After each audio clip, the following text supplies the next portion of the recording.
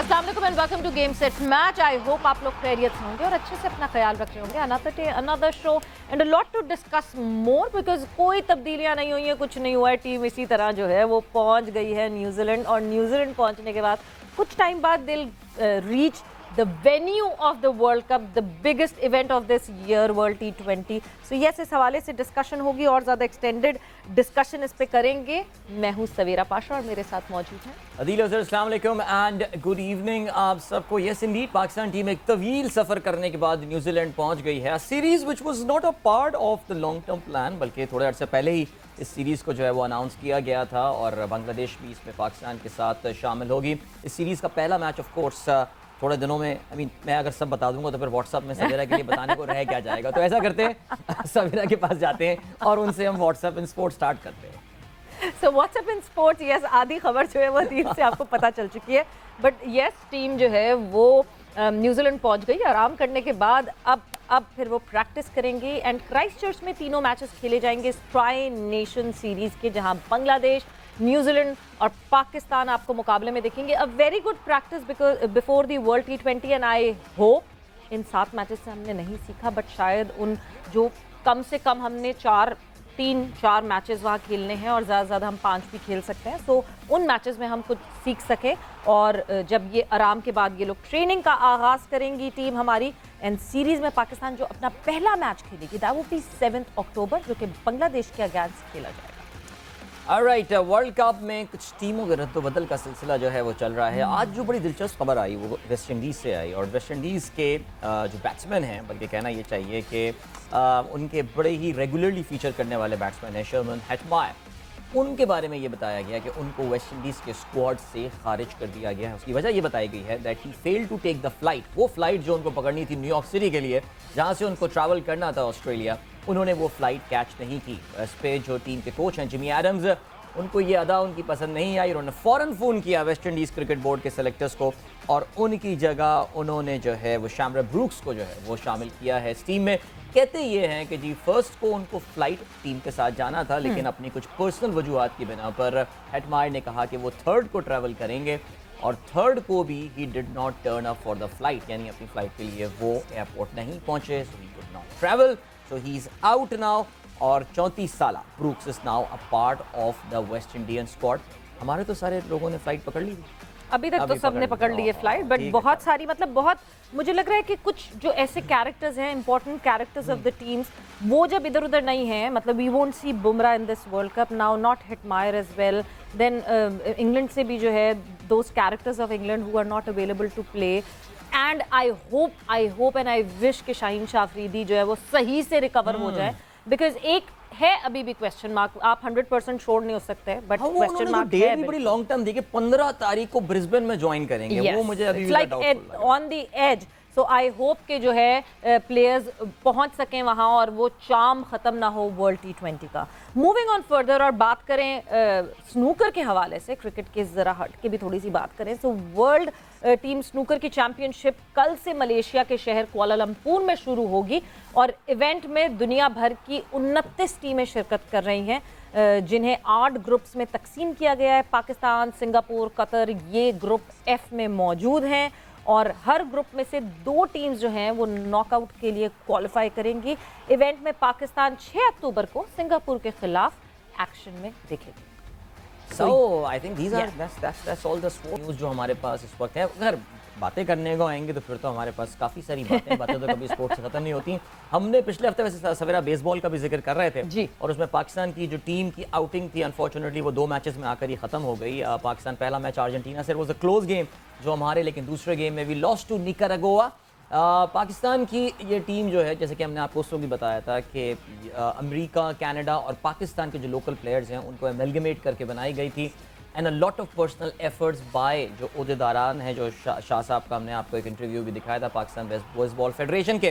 So unfortunately team तो आगे नहीं बढ़ पाई, लेकिन may be this is just the start of a long and successful journey for the Pakistan baseball team. वैसे And I'm happy that our team was participating. Yes, मतलब knowing, मतलब honestly speaking Adeel, मैं अगर यहाँ पे शायद 100 लोगों से पूछूंगी तो 2 को पता होगा कि शायद पाकिस्तान की बेसबॉल की टीम है। And Savera the good thing is that हमारी बेसबॉल की टीम इतनी बुरी नहीं है। It's Okay. Actually not that bad. इसकी रैंक इंटरनेशनल रैंकिंग भी अगर आप देखें तो वो इतनी बुरी नहीं है। प्रॉब्लम सिर्फ ये आ जाती है कि हम पाकिस्तान में एक ही पर्टिकुलर स्पोर्ट को हमने इतनी अटेंशन दी हुई है कि बाकी जगहों पे, जैसे कि उसके सेक्रेटरी भी जब आए थे उन्होंने बताया था कि they do not have a single ground Pakistan में जो कि कस्टम मेड है फॉर बेसबॉल, बिकॉज बेसबॉल का ग्राउंड एक डायमंड शेप में होता है अगर आपने देखा हो। तो क्रिकेट के ग्राउंड को ही और फुटबॉल के ग्राउंड को ही कस्टमाइज करके वहाँ पे बेसबॉल खेली जाती है। GHQ में एक ग्राउंड रावलपिंडी में है जहाँ पे टीम का जो है ये आरजी कैंप लगा हुआ था। बट बहरहाल जी, let's wish our baseball team all the very best for future, and hopefully these guys will be doing fine, will be doing good in future inshallah. Yes, hopefully ऐसा होगा। But और अगर हम अब मूविंग बैक टू क्रिकेट और cricket की बात करें, अदिल, कुछ चीज़ें, कुछ ऑब्जर्वेशन जो हमें दिखता है, जो अभी रीसेंट इंटरव्यूज़ की मैं बात करूं, बिकॉज आज जो है वो पाकिस्तान क्रिकेट बोर्ड की तरफ से बाबर आजम का पॉडकास्ट रिलीज़ किया गया। उसमें कुछ गुफ्तगू ऐसी हुई, इससे पहले कल मोस्ट प्रॉब्ली किसी एक और न्यूज़ चैनल को जो है वो चीफ सेलेक्टर मोहम्मद वसीम ने उनसे गुफ्तगू की। अब जब हम बात करते हैं, बिकॉज हमने पहले भी जब चीफ सेलेक्टर मोहम्मद वसीम से गुफ्तगू की थी, नॉट दिस टाइम अराउंड, जब वो उससे पहले हमारी बात हुई थी, सो ही सेड, जब शान मसूद की बड़ी बात हो रही थी, तो ही सेड कि नहीं जी, शान मिडिल में भी खेल सकता है। और वो जिस पे बाबर ने कई इंटरव्यू दिया था और बाबर ने ये कहा था कि नहीं जी, नाइंसाफ़ी होगी शान को मिडिल में खिलाना, एंड देन इवेंचुअली शान is playing in the middle. Again वो सिनेरियो फिर से वापस आता है सामने कि मोहम्मद वसीम कोई और बात करते हैं एंड बाबर आजम कोई और बात करते हैं, विच मीन्स के जो मेन स्टेक होल्डर्स हैं टीम के, चीफ सेलेक्टर और कैप्टन की और कोच की कोऑर्डिनेशन होना बहुत ज़रूरी है। वो लगता है वो सेम पेज पर ही नहीं है, दे थिंकिंग इन डिफरेंट डायरेक्शन। अब देखिए, हम इन्हीं बातों का और खदशात का इज़हार, आई थिंक हम हरगिज़ बात का क्रेडिट नहीं ले रहे कि we are the only sports show जो उसके हवाले से बात कर रहा है। जिसको भी शायद क्रिकेट की थोड़ी बहुत भी समझ होगी और अकल होगी, वो ये बात समझ रहा होगा that there is a serious lack of planning. मैं आज सुबह भी समा TV के प्रोग्राम में नया दिन में बैठा हुआ था और वहाँ पे मैं यही बात कर रहा था, और मैं माजिद भट्टी साहब की इस बात से 110% अग्री करता हूँ कि ये इस वक्त हमारे यहाँ कोई देसी तो लोकल तो ये काम नहीं कर सकता जो हम स्ट्रैटेजी मेकिंग की बातें कर रहे हैं। बिल्कुल भी आपको एक गोरा लाना पड़ेगा, ठीक है। मिकी आर्थर को हटाना पाकिस्तान की क्रिकेट का पिछले कोई 4 या 5 साल का जो बदतरीन वाकया था, सरफराज को लिमिटेड ओवर की कैप्टनसी के हटाने के साथ साथ वो यही था। एक अच्छा बंदा जा रहा था who had a very very solid mind inside his skull, जहाँ पे वो सोचा करता था कि यार क्या स्ट्रैटेजी करनी है। आप देखिए कि इस वक्त आपकी टीम में कितने सारे प्लेयर्स जो हैं ये मिकी के हाथों ही क्यूरेट किए हुए प्लेयर्स हैं जो कि इस वक्त पाकिस्तान टीम को कंट्रीब्यूट कर रहे हैं। और इस वक्त जो आपको ये सवेरा ने, जब मैंने ऑनेस्टली ये पॉडकास्ट नहीं देखी थी, बट सवेरा ने मुझे आगे कुछ उसके पॉइंट बताया तो मैंने कहा यार what is Babar talking about. I mean seriously, आप अगर इसको कह रहे हैं कि जी आपके बैट्समैन ने अच्छी तरह हैंडल किया है सिचुएशन को, तो हमें ज़रा कुछ समझा दे, या तो मेरे ख्याल से आई थिंक हमको डिफरेंट मैचेस देख रहे थे, वो कोई और मैच चल रहा है। एग्जैक्टली, मुझे वो बातें सुन के ऐसा लगा कि शायद हमारे टीवी पे जो है वो कोई गलत मैच चल रहा है, कोई पिछला पुराना मैच चल रहा है। बट ये एक अलाइन होना बहुत ज़रूरी है, क्योंकि फिर I won't blame chief selector. अगर चीफ सिलेक्टर जो है वो किसी एक पर्पस के तहत एक प्लेयर को सिलेक्ट करके टीम में भेजते हैं, बट वो पर्पस फुलफिल नहीं होता। जैसे बहुत क्रिटिसिज्म हम करते हैं खुशदिल पे, खुशदिल को अगर आपने as a utility player, as an allrounder भेज रहे हैं जो कि आपको बॉलिंग भी करके देगा, because let me remind you, he was the top bowler in the last domestic season, even in PSL I believe he was very good at the bowling. और आप अगर उस बेसिस पे खुशदिल को सिलेक्ट करके लेकर जा रहे हैं और आप अगर टोटली यूटिलाइज टीम मैनेजमेंट नहीं करती है, तो फिर इवेंचुअली चीफ सेलेक्टर को कैसे ब्लेम कर सकते हैं? बिल्कुल, मैं तो बस अब क्या बोल सकता हूँ इस चीज़ के हवाले से। देखिए, अब तो वो स्टेज आ गई है जहाँ पे अब आप ये भी नहीं कहते कि यार टीम में कोई ड्रास्टिक तब्दीली करें। कल भी हम ये बात कर रहे थे कि ना जिस प्लेयर को आप हटा रहे होंगे इस टूर्नामेंट से 19 दिन पहले, उसके साथ आप ये ज्यादती, टूर्नामेंट नहीं, मैं पाकिस्तान के मैच की बात कर रहा हूँ, टूर्नामेंट तो उससे कहीं पहले शुरू हो चुका होगा ना, उस प्लेयर जिसको आप ड्राफ्ट करके लेकर आएंगे, बिकॉज उसको फिर हम एक सीवियर समझने लगेंगे कि वो आएगा और हमारी नैया पार लगा देगा, हमारी तमाम मुश्किलात हल कर देगा। ऐसा कुछ नहीं होने वाला। The interesting thing, the ironic thing about Pakistan team है कि क्या पता नहीं यही टीम शायद चल भी जाए वर्ल्ड कप में। और मैं कल वसीम साहब का, मोहम्मद वसीम का यही बयान पढ़ रहा था कि जी यही प्लेयर्स जो हैं वो चल सकते हैं वर्ल्ड कप में, कुछ ऐसे ही उन्होंने बात की थी। तो अब तो जी ये टीम आ गई है और इसी टीम के साथ हमें गुजारा करना है। अब वही है जो पाकिस्तान अपना सबसे पोटेंट टूल अब इस्तेमाल करेंगे, और वो है दुआ। बिल्कुल, हम दुआ करेंगे पाकिस्तान टीम के लिए कि अल्लाह ताला इनसे अच्छी कारकर्दगी दिखाए, बिकॉज जहाँ तक स्ट्रैटेजी बनाना, लॉन्ग टर्म बातें करना, ये सारी I think at least for this world cup from the strategy point of view हम ये बस शायद कोई 2-3 महीने पहले मिस कर गए थे। बिल्कुल, जब हमारे पास टाइम था, हम इनफैक्ट जब वर्ल्ड T20 हुआ पिछले साल, मेरा ख्याल say that was the time जहाँ से हमने फिर से प्रिपरेशन शुरू करनी थी, बट वहाँ से हमने नहीं की। इतने टाइम तक तो हमने तीन T20s खेले हुए थे ड्यूरिंग दैट टाइम फ्रेम कि हम अपनी टीम सेटल करते हैं। इन 60 T20s पे बहुत उम्मीद थी, मगर अदील जब ये 60 T20s शुरू हो रहे थे और अब जब एंड हुआ इस सीरीज का, व्हाट डू यू थिंक, कोई सवालों के जवाब हमें मिले?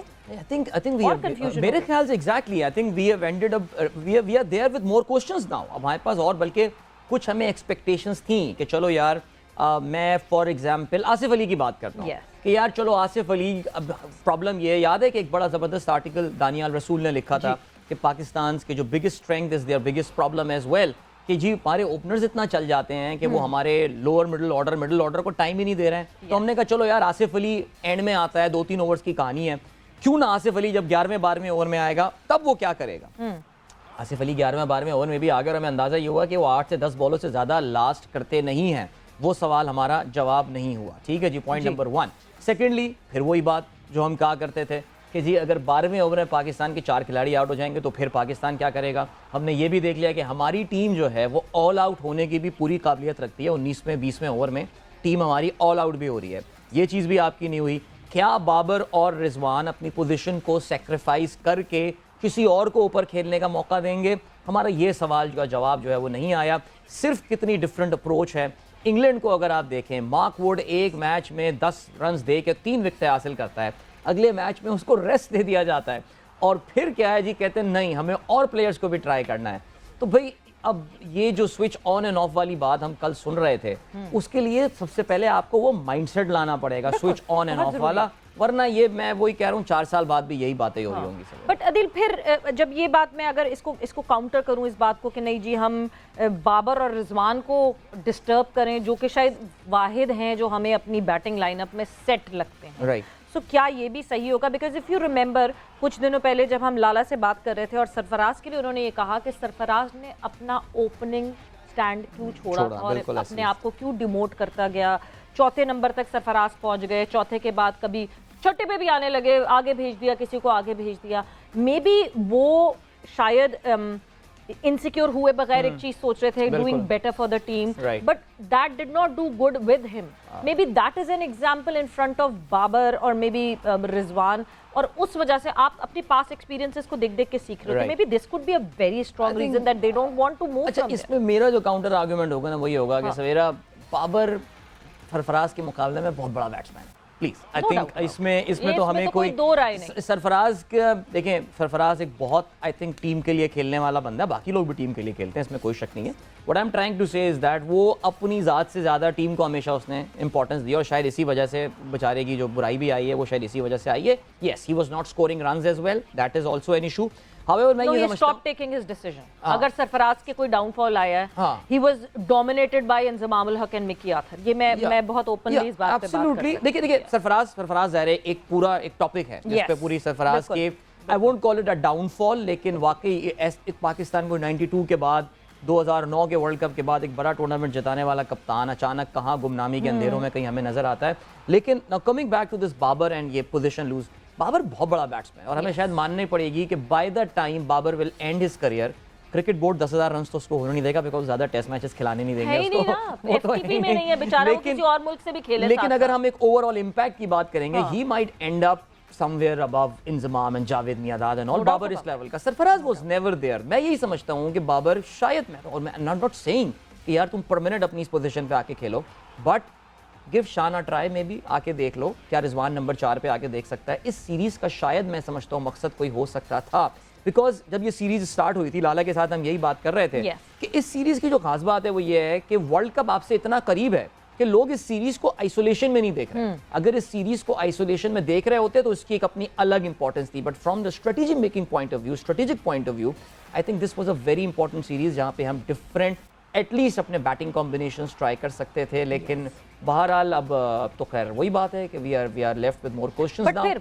आर यू फ्रॉम द, मैंने शायद ये पहले भी आपसे पूछा था, अगर तो हम ये चांसेस लेते लेते हार जाते हैं, अभी भी हार, बट ये चांसेस लेते लेते लेट्स से हम 6-1 हो जाते हैं, right, Would you be comfortable with that result? मैं तो देखिए मैं तो ऑनेस्टली स्पीकिंग अभी हाल ही में मैं शायद किससे बात या शो में ही बात कर रहा था मैं कि I have become at least in limited overs cricket मैं जो बायलैटरल सीरीज है ना उसके हवाले से बहुत कम सेंसिटिव हो गया from the point of view कि यार देखिए टेस्ट मैच हार रहे हैं तो अभी भी हमें ऑस्ट्रेलिया से मैच हार रहे हैं तो बहुत दिल दुखा था, वो थी अपनी जगह। लेकिन बायलैटरल सीरीज जहाँ हो रही है ना मेरे ख्याल से बेसिकली वाइट बॉल सीरीज की मैं अगर बात करूं, मुझे ऐसा लगता है कि व्हाइट बॉल सीरीज का जो पिनिकल होता है उसका जो एपिटोम होता है वो वर्ल्ड कप्स होते हैं। वर्ल्ड कप में पाकिस्तान आ रहा, ऑस्ट्रेलिया से आ रहा, हम कई दिन डिप्रेशन में रहते। मैं यहाँ समा शो कर रहा था उन दिनों, मैं रेडियो कर रहा हूँ, मेरा दिल नहीं जा रहा था सुबह उठ के आने का, ऑफिस जाने का कि यार ये हुआ क्या है पाकिस्तान के साथ। हाउएवर ये जो बायलैटरल सीरीज थी मैं इसको सिर्फ और सिर्फ वर्ल्ड कप की तैयारी का हिस्सा समझता था। I think it's a chance that we have not availed honestly combination try करने का एंड ऑल एंड मैं बिल्कुल अपने आप को यही बोलता हूँ, I would have been pretty okay अगर पाकिस्तान ये कॉम्बिनेशंस ट्राई करता, उसकी बेस पे फाइट कर रहा होता। And how about you Savera? मतलब अगर एक्सपेरिमेंट की बेसिस पे we would have not won this series, क्योंकि हमने अभी भी नहीं जीती। तो अगर अभी नहीं जीती एटलीस्ट ये तो होता ना, हमने अभी भी देखे हार के कुछ पाया नहीं। एक आमिर जमाल पाए, वो भी उनको हमने वो कॉन्फिडेंस दे दिया, फिर आखिरी मैच में फिर उनसे ही खिला देना चाहिए था, नहीं किसी और को बिठाते फिर। सो हमने मुझे दिखता है अभी कि कुछ पाया नहीं, फिर भी हार गए। बट कुछ पा के हारते तो एटलीस्ट होता, हमने कुछ गेन तो किया। एटलीस्ट एक प्लेयर हमारे पास आ गया ऐसा जो हमें पता है कि हम उसको इंटरनेशनल सिनेरियो में इंट्रोड्यूस करवा सकते हैं। सो यस, मुझे ये लगता है कि अगर आप एक्सपेरिमेंट की बेसिस पे कोई सीरीज हारते हैं जबकि आपके सामने कितना बड़ा गोल हो विच इज वर्ल्ड T20, तो बिल्कुल आप जो है चांस ले सकते हैं। जी एक बड़ा इंपॉर्टेंट पॉइंट आपने यहाँ पे कहा कि जी कुछ हमने पाया हो। So what in your view was if there was anything positive from Pakistan इस सीरीज? देखिए Babar scoring runs, Rizwan scoring runs, ये कोई यूनिक चीज नहीं है because they have been scoring run. दुनिया के टॉप 3 बैट्समैन में वो पोजीशन स्विच कर रहे होते हैं। But do you think of anything positive other than this of the series जो आपको लगी हो? आई डू, इसलिए क्योंकि हमने 2 मैचेस, अब जो कह लें कि इंग्लैंड ने बुरा खेला या हमने आउट क्लास किया या व्हाटएवर, हमने 2 matches 160 odd and 140 odd runs पे डिफेंड किए without having our main strike bowlers. That was one positive thing for me, because उससे हम पॉजिटिविटी ये गेज कर सकते हैं कि आप जिस टाइम हमारे लड़कों को कॉन्फिडेंस देंगे। देखिए अगर टीम मैनेजमेंट ही कॉन्फिडेंट नहीं है, बाबर ने उस दिन एक बहादुरी वाला डिसीजन लिया कि एक डेब्यूटेंट के हाथ में बॉल पकड़ा दी, आखिरी ओवर करवा दिया। हाँ वो उल्टा हो सकता था, बिल्कुल वो उल्टा हो जाता तो हम सब कह रहे होते कि ये क्या कर दिया, ये क्या हिमाकत कर दी। बट फिर हम बार बार यही कहते हैं ना, फॉर्च्यून फेवर्स द ब्रेव। उन्होंने एक बहादुरी वाला डिसीजन लिया and it went in his favor. Right. That is the reason कि bowling ने जिस तरह respond किया with that defending 140 plus runs or 160, that was something very positive that I'll take out from the series. हाँ बिल्कुल जी।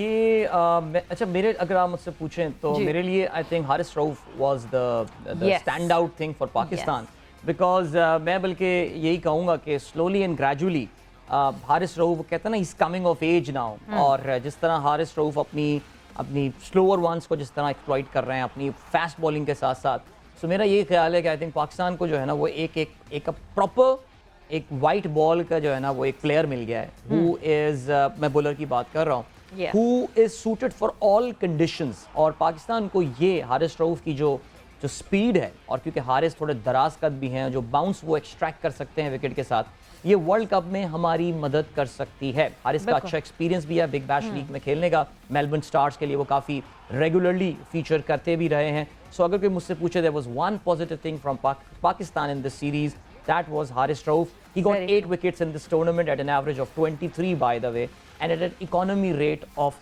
7.87, which मैं देख रहा हूँ is quite decent actually, because इनके आसपास नंबर 2 पे सैम करन है जिन्होंने 7 विकेटें ली और 7.47 उनका स्ट्राइक रेट है। डेविड विली ने 8.5 रन दिए, और मार्क वुड तो खैर चले उन्होंने 2 मैचेस ही खेले लेकिन he was quite extraordinary, 6 विकेटें at an economy of 5.5. So imagine Mark Wood on these conditions, and now imagine Mark Wood on Australian conditions. Yeah, wow. He would be super more effective there and super more deadly there in those conditions. But एक और चीज़ अदील, एक और चीज़ जो मैं आपसे ज़रूर पूछना चाहूँगी, हम जब हमारी ठीक है बॉलिंग ने 2 दफ़ा जिस तरह रिस्पॉन्ड किया उसकी हमने बात की, बट जब नहीं रिस्पॉन्ड किया, लास्ट 2 मैचेस में नहीं उस तरह रिस्पॉन्ड किया बॉलिंग ने, कहाँ फॉल्टर किया, कहाँ मसला है सबसे बड़ा, if we talk about our bowling in particular? देखिए पाकिस्तान की यहाँ पे प्रॉब्लम क्या हुआ, देखिए इंग्लैंड ने आपके they've picked few of your bowlers, okay. अगर आप देखिए कि जो आपका उन्होंने सबसे पहले जो वीकेस्ट लिंक था बॉलिंग का वो आपका पकड़ा है, और वसीम को कहना पड़ेगा बिकॉज उनको अंदाज़ा था कि यार इस वक्त ये थोड़ा इनएक्सपीरियंस भी है एंड ऑल। इन्होंने उससे पहले धानी को उन्होंने पिक किया था, और उसमें उनका प्लान यही था कि यार इनको जो है ना वो पिक करके एंड द आइडिया कि बाकियों को जो है वो आपको प्रेशर में लेकर आना है, बिकॉज इन हालात में भी, इन चीज़ों में भी हारिस वाज बॉलिंग वेल, वो उस तरह रन लीग नहीं कर रहा था। बहरहाल ये डिस्कशन हम कंटिन्यू करते हैं because right now we have to move towards a commercial break. Game set match जारी रहेगा right after that, so don't go anywhere and keep watching.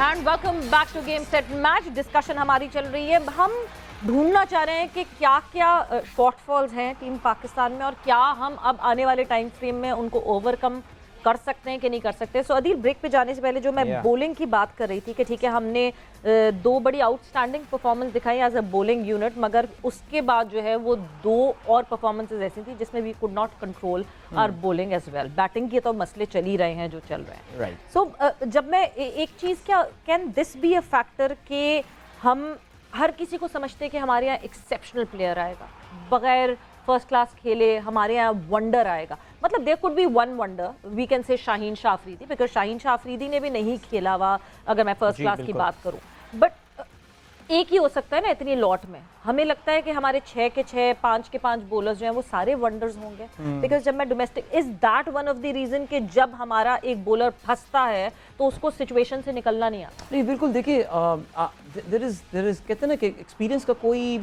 वो है नहीं, रद्दो-बदल कोई है नहीं, और उसकी बड़ी वैल्यू है। और हमारे यहाँ एक्चुअली ये कल्चर सवेरा, ये कल्चर चलता आया है कि एक प्लेयर आपको नेट में पसंद आ गया विदाउट एनी एक्सपीरियंस और anything, and suddenly he burst into the Pakistan side, और फिर उसके बाद आके जो है वो फ्लॉप हो जाता है। अच्छा, इसमें पॉइंट ये है कि हमें सक्सेस याद रह जाती हैं, हमें जो फेलियर्स हैं वो याद नहीं रहते। Very true. हम भूल जाते हैं कि कितने प्लेयर्स आप ऐसे ही लेकर आए थे कि he is the next big thing कह के, और हम भूल गए। आपको याद होगा, पता नहीं, आप तो उस वक्त बहुत छोटी होंगी, हम थोड़े ग्रोन अप थे। हसन रजा को आप ले आए थे पाकिस्तान क्रिकेट टीम में, द यंगेस्ट प्लेयर, 16 साल एंड ऑल। मुझे याद है शारजा के एक मैच में जीतने के लिए शायद कोई 25-30 रन चाहिए थे, जस्ट इमेजिन।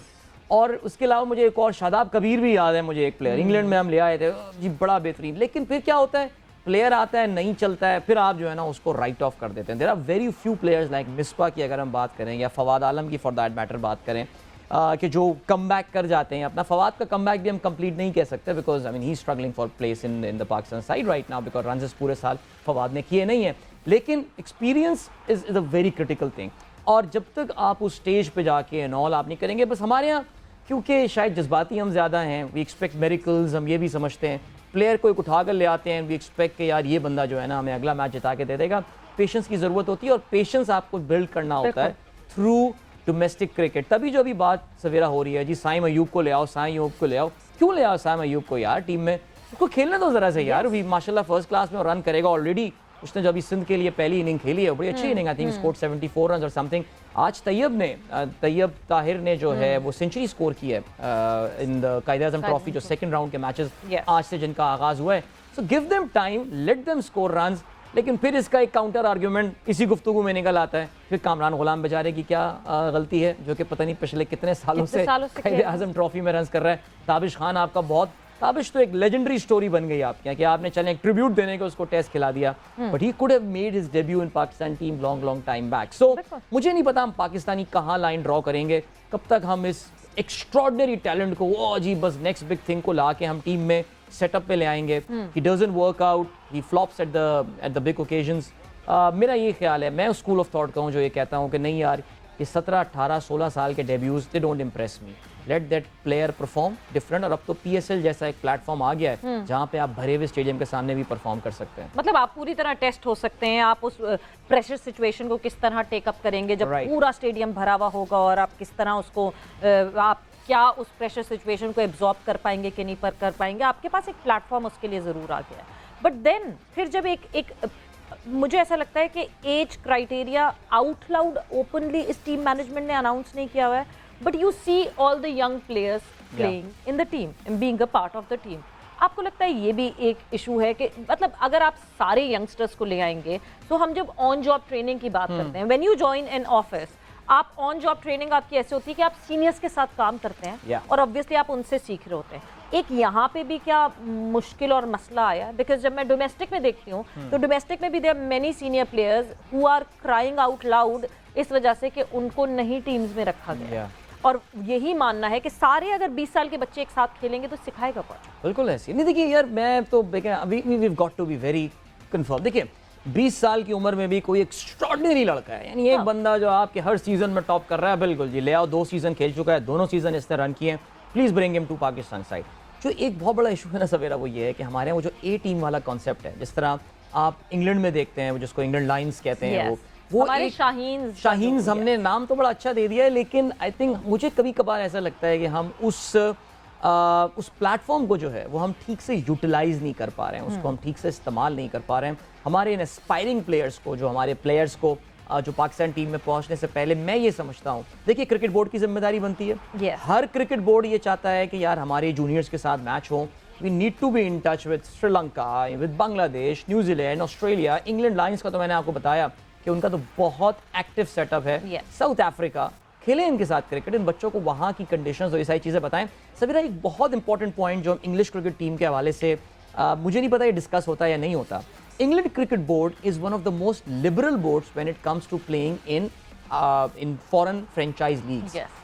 PCB को कोई बंदा भी चाहिए होता है England cricket board, they give the NOC and all, उनको दुनिया में जहाँ खेलना हमने ढूंढ के दिए उनको इतने सारे। अब उसका फायदा देखिए, उनको फायदा क्या हुआ है, उनके पास अब ऐसे प्लेयर्स आ गए हैं जो दुनिया की हर कंडीशन में खेल चुके हैं। यानी वो प्लेयर जो BBL में भी, बिग बैश लीग में भी खेला है, जो कि PSL में भी खेला हुआ है, जो कि IPL में खेलता है, now he has played in CPL as well, जो कैरिबियन प्रीमियर लीग है। So that tells you that उनके पास एक ऐसे खिलाड़ियों की बहुत तैयार हो चुकी है जो कि पूरी दुनिया की कंडीशंस, या कम से कम उनकी टीम में कोई ना कोई ऐसा बंदा होगा जो कि for that matter Bangladesh premier league खेला हुआ होगा, and he is aware of the conditions उस ग्राउंड में जो आपको फेस करनी है। I think that is a very very critical thing. मैं इसको इस पॉइंट ऑफ व्यू से बात कर रहा हूँ कि पाकिस्तान क्रिकेट बोर्ड को इस मामले में लिबरल होना पड़ेगा अपने खिलाड़ियों को NOC देने के हवाले से। हमारे यहाँ तो आखिरी टाइम पे मैंने सुना है वापस ले लिया जाता है, ये हुआ है पूरे प्लान के बाद वापस ले लिया जाता है, जल्दी बुला लिया जाता है। उस पर बहुत ज़्यादा सॉर्ट आउट करनी पड़ेंगी चीज़ें, बिकॉज फिर आप खुद ये कंप्लेन करते हैं कि हमारे डोमेस्टिक सेटअप में वैसा प्लेयर नहीं निकल रहा। तो ठीक है, आपको बाहर दुनिया भर में लीग्स मिल रही हैं, उस डोमेस्टिक सेटअप का उसका फायदा उठाएं। और एक चीज़ बहुत इंपॉर्टेंट यहाँ पे बात करनी पड़ेगी, क्योंकि आप इंग्लिश प्लेयर्स की बात कर रहे हैं अदील, हैरी ब्रूक एक बहुत बड़ी एग्जाम्पल। हैरी ब्रूक ने अभी रिसेंटली इस टूर के दौरान एक इंटरव्यू दिया, और उस इंटरव्यू में ही सेट कि वो उन्होंने PSL खेला, उन्होंने जो है BBL भी खेला। BBL में he was not a success, वो PSL आते हैं, PSL में he plays, he does wonders here. But कहने लगे कि यहाँ जब तेज बॉलिंग फेस करके मैं जब वापस अपने डोमेस्टिक सेटअप में गया, I could see everything coming in slow motion. Wow, because we were so fast here. हमारे बॉलर्स, कोई इसमें दो राय नहीं है कि अगर पाकिस्तान के फास्ट बॉलिंग सेटअप की बात की जाए, so we have commendable fast bowlers. और नेचुरली कहीं जो कहते हैं ना खुद रो है, नेचुरली कहीं ना कहीं से ये फास्ट बॉलर्स आते जाते हैं, आए जा रहे हैं हमारे पास। माशाल्लाह से ये देखिए, आपके शाहीन शाह इंजर्ड होते हैं, नसीम आपके पास डेब्यू पे तैयार हैं। मतलब एक जो जगह है जहाँ पे हम कहते हैं हमें मसला नहीं हो रहा, that is our fast bowling, क्योंकि फास्ट बॉलर्स अवेलेबल है, एक्सपीरियंस देना आपका काम है। So this is what Harry Brook said, कि मुझे ऐसा लगा अपने डोमेस्टिक सेटअप में जाके that everything was going slow motion, which made it easy for me to play. How big of a compliment, that's a big compliment. I think Karachi के food के बाद अगर कोई बड़ा कॉम्प्लीमेंट इस सीरीज में मैंने सुना है, मोइन अली वाले, सो वो मेरे ख्याल से ये है। और आई थिंक एक सील ऑफ अप्रूवल है, और जो भी प्लेयर यहाँ पे खेल कर जाते हैं वो यही बोलते हैं that PSL is a very competitive league, इसमें कोई शक नहीं है। और मैं यही सोच रहा था, ये रीस टॉपली का नाम आता है, लिविंगस्टन का नाम आता है, इसके अलावा कितने सारे नाम जब हमने पहली बार PSL में सुने, जो तो हम ये सोचते थे, फिल सॉल्ट की अगर आप बात करें, कितने सारे नाम ऐसे थे, हमने कहा था यार क्या है यार, दुनिया भर की लीग में कितने अच्छे अच्छे प्लेयर्स हमारे पास, ये कौन से प्लेयर्स जो हैं ये आ रहे होते हैं। लेकिन दिस इज अमेजिंग। सो बहरहाल जी, But when we talk about Moeen Ali, so Yeah. there's a news regarding Moeen Ali as well that उन्होंने ये प्लान किया था कि वो टेस्ट जो सीरीज होगी पाकिस्तान और इंग्लैंड की वो खेलने के लिए आएंगे Pakistan, but reverse the decision of his retirement. उन्होंने ये सोचा था कि रिटायरमेंट वापस लेके he play test, but now he has reverse that decision that he will not be featuring in the test. कि वो इस टेस्ट सीरीज में भी नहीं आएंगे जो पाकिस्तान में खेली जाएगी. So this was all the updates and this was all the discussion. I hope we play well. New Zealand में अच्छी कारकर्दगी रहे टीम पाकिस्तान की एंड हम सेटल हो जाएं अपने डिसीजंस में और हमें पता हो कि कौन सी टीम हमारी उतरेगी वर्ल्ड कप में खेलने के लिए और हमें सेटिस्फैक्शन हो कि नहीं जी बाबर और रिजवान आउट हो जाएंगे तो हम परेशान ही ना रहें. आई होप इतने से टाइम में इतना सब कुछ हो सके, मगर चाहने को हम बहुत सारी चीज़ें चाह सकते हैं. And with this I hope आपको आज का शो अच्छा लगा होगा. अपना बहुत बहुत ख्याल रखिएगा. Savera Nadeel signing off. Bye bye. Take care. अल्लाह हाफ़िज़.